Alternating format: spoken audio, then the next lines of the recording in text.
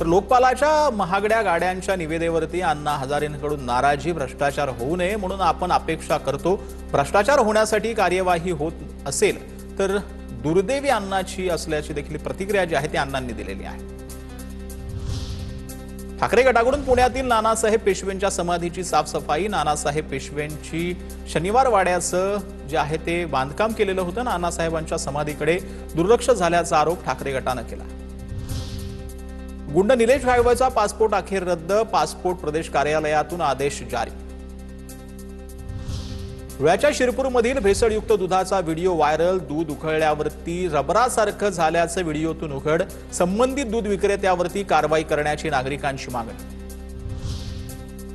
दिल्लीच्या ताज हॉटेलमध्ये मांडी घालून जेवायला बसल्यानं वाद. कोल्हापुरी चप्पल घालून आल्यानं अपमान केल्याचा तरुणीचा आरोप. एका कंपनीच्या संस्थापक तरुणीकडून व्हिडिओ शेअर. बीडच्या केज तालुक्यातील तुकोबाराया पावनधाम संस्थानामध्ये दीपोत्सव साजरा. 25,000 दिव्यांनी उजळला आसमंत. ज्ञानमय प्रकाशानं जीवन तेजोमय व्हावं. पावनधाम संस्थानाकडून दीपावली निमित्तानं संदेश.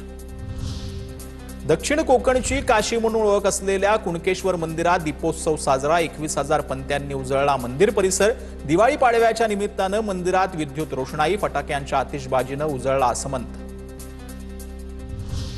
मालेगावच्या भुईकोट दुर्ग उजळला. दिव्यांच्या प्रकाशानं एक पंथी अमर जवानांसाठी उपक्रम साजरा. शिवप्रतिष्ठान, हिंदुस्थान आणि काकानी शाळेच्या माजी विद्यार्थ्यांनी जोपासली 250 वर्षांची दीपोत्सवाची परंपरा.